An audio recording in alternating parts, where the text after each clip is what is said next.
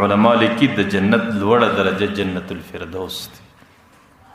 په دې جنتونو کې یو جنت الله تعالی په خپل لاس باندې جوړ کړی دی. الله تعالی وایي غرست فيه اشجارها، پای کې دا ونې ما په خپل لګولې دي. وجریت فيه انهارها، دا غي ولې ما په خپل جوړې کړې دي.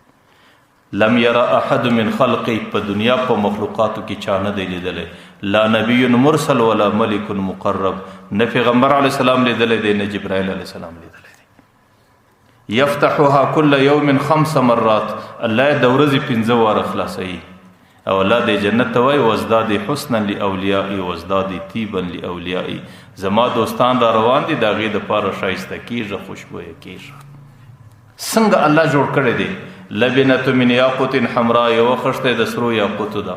ولبنة من زمرد خضراء، یوه خښته د زرغونو زمرودو څخه ده. ولبنة من لؤلؤ بیضاء، یوه خښته د سپینو ملغلرو څخه.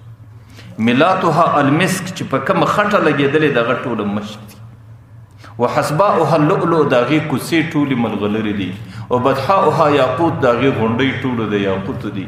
وحشیشها الزعفران، د هغې چمنیان ټوله زعفران دي. وسقفها عرش الرحمن، د هغې چت د الله عرش دی. د الله عرش د هغې پر چت باندې سربیره دی. دی په دې ځای کې د الله همسایه دی.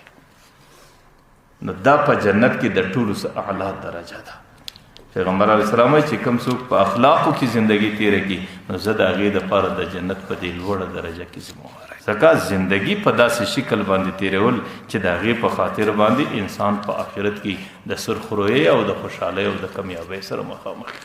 پیغمبر علیه السلام وایي که څوک ماته د 6 خبرو ضمانت راکړي، زه اوس د دې مځکې پر مخ درته د جنت ضمانت ورلیکم چې به زما د طرفه ته جنتي یې.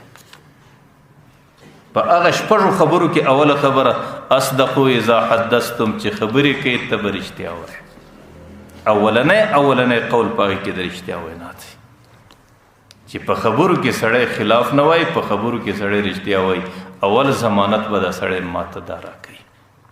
او دویم ضمانت واوفوا اذا وعدتم، چې کله وعده وکړې د وعدې وفا به کوي. ځکه پیغمبر علیه السلام وایي لا ایمان لمن لا عهد له، چې په دا کې د وعدې خیال نه وي، په تا کې ایمان نشته. نو اوله خبره پیغمبر علیه السلام وایي د خبرو د رښتیا والی. دویمه خبره د وعدې د وفا، چې وعده به سړی وفا کوي.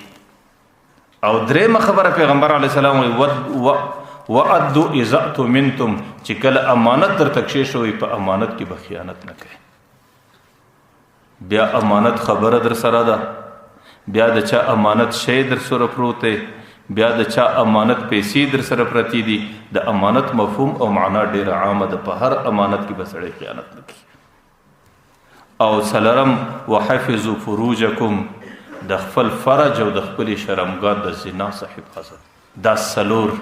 او پنځم پیغمبر علیه السلام وایي وغضوا ابصارکم، د خپلو سترګو نظر کښته کول. او شپږم وکفوا ایدیکم، لاسونه د ظلم را بندول. نو 6 خبرې دي.